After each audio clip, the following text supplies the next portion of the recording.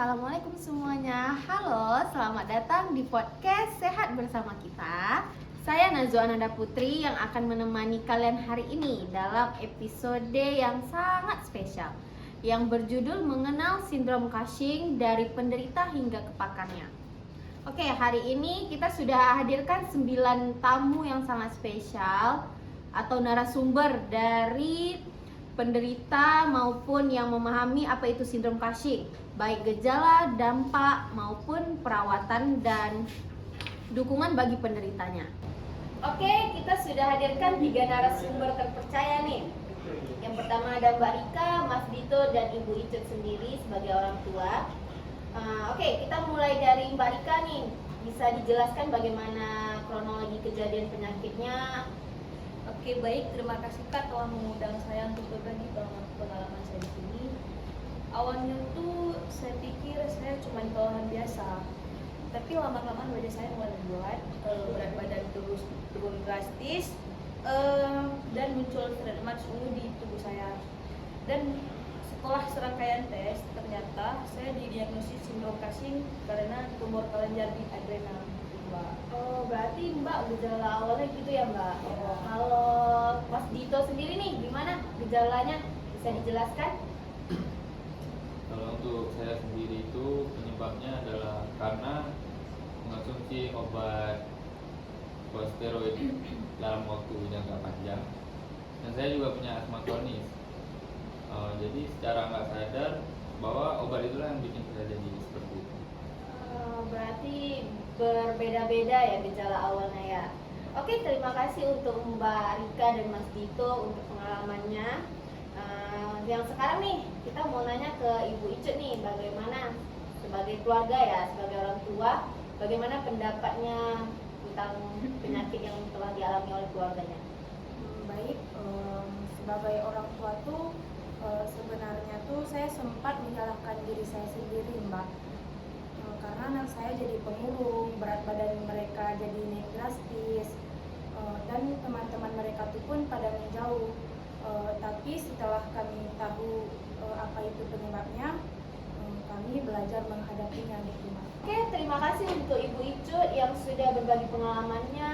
Saya harap tidak terjadi lagi di lingkungan kita dan kita semua dihindari dari penyakit ini maupun penyakit yang ada di lingkungan kita. Oke, sekarang kita masuk ke segmen penjelasan medis tentang penyakit sindrom Cushing ini. Kita telah hadirkan nih para pakar yang sudah membantu atau merawat para penyakit-penyakit sindrom Cushing.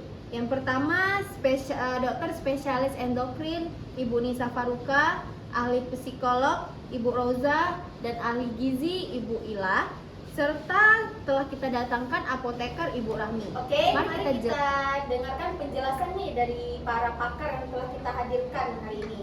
Dimulai dari Ibu Dr. Nisa. Jadi sindrom Cushing itu sendiri bisa terjadi karena kelebihan hormon kortisol. Dia bisa juga terjadi karena tumor, gangguan di hipofisis, dan juga penggunaan kortikosteroid yang berlebihan.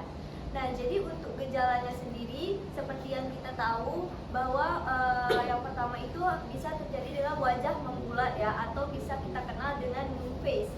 Terus dia bisa terjadi karena tekanan darah tinggi, terus penumpukan lemak yang berlebih, terus bisa jadi karena gangguan menstruasi. Oh begitu ya dok. Terus bagaimana ya cara mendiagnosis tuh dan gimana cara pengobatannya tuh dok? Nah, jadi diagnosisnya itu kita bisa melalui urin, darah, dan imaging lainnya seperti MRI atau CT scan. Nah, untuk pengobatannya sendiri dia itu sangat banyak ya, dan pengobatannya itu juga tergantung dari penyebabnya. Jadi pengobatannya itu bisa dari operasi, terus bisa dari penghentian obat kortikosteroid, terus yang terakhir bisa jadi terapi obat. Bagaimana nih cara mendiagnosisnya dan pengobatannya dok?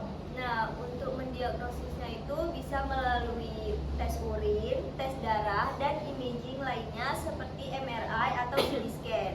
Nah, untuk pengobatannya sendiri itu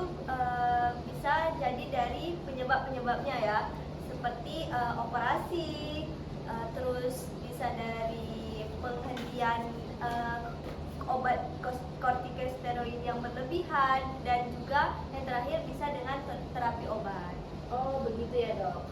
Sekarang nih mau nanya, bagaimana dampak psikologisnya nih? Bisa dijelaskan ibu bagaimana dampak secara mentalnya gitu? Penderita sering merasa cemas seperti depresi, bahkan kehilangan kepercayaan diri. Dukungan keluarga juga sangat penting, bahkan terapi kognitif juga sangat membantu. Oh berarti begitu ya dok ya. Berarti kalau dari keluarga harus sangat mendukung gitu ya untuk kesehatan mental. Oke, kalau untuk gizi nih, ahli gizinya gimana cara asupan makanan bagi penderita gitu? Penderita Cushing itu sebenarnya hanya perlu menjaga asupan gula, garam, dan lemak, karena itu berfokus pada makanan tinggi protein sama tinggi kalsium serta rendah natrium. Karena kalau kortisolnya tinggi itu bisa berdampak gimana ya pada pasien Cushing itu, kayak melemahkan tulang sama meningkatkan tekanan darah. Oh begitu, oke. Terus nih, kalau peran apotekernya nih, bagaimana untuk penjelasannya Ibu Gisel? Di sini kami sebagai apoteker memberikan dosis yang sesuai kepada pasien, apalagi terutama menggunakan dosis steroid. Itu edukasi obat itu kunci, karena penghentian mendadak penggunaan obat bisa berbahaya bagi penderita sindrom Cushing. Oke, terima kasih ahli pakar yang sudah dihadiri. Oke, kita masuk ke segmen terakhir di podcast ini. Sudah kita hadirkan nih peneliti serta aktivis yang dapat berbagi pengalaman. Mari kita undang dia. Oke, mari kita ngobrol di segmen terakhir ini yang dimulai dari Ibu Putri Nazulfa sebagai peneliti medis dari pihak lembaga kesehatan. Bisa dijelaskan Ibu bagaimana? Baik, penelitian terkini dari kami itu ialah pada terapi non bedah fokusnya dan pendekatan personalisasi pengobatan. Nah, masih banyak yang bisa digali dari mekanisme hormon, yaitu kortisol dan genetiknya. Oh, berarti begitu ya, Bu. Oke, yang terakhir kepada Mas Fuadi nih, dari aktivis pasien sindrom Cushing, bisa dijelaskan bagaimana? Baik, kami menyediakan ruang bagi pasien, ruang untuk saling berbagi, termasuk edukasi daring, webinar, dan grup dukungan.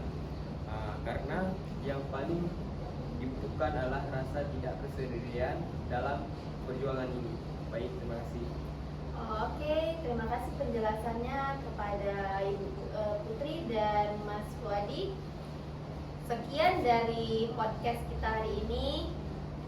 Saya mengucapkan terima kasih kepada aktivis yang sudah datang. Oke, sekian dari segmen kita hari ini. Terima kasih banyak kepada seluruh narasumber yang sudah mau berhadir hari ini. Hari ini kita belajar bahwa sindrom Cushing itu bukan tentang penyakit medis, melainkan dari perjalanan yang kompleks dan bisa dilalui dengan dukungan yang tepat. Untuk kamu yang sedang berjuang, ingat kamu tidak sendiri. Semangat and stay healthy. Bye-bye. Jangan lupa Like, comment, share, and subscribe.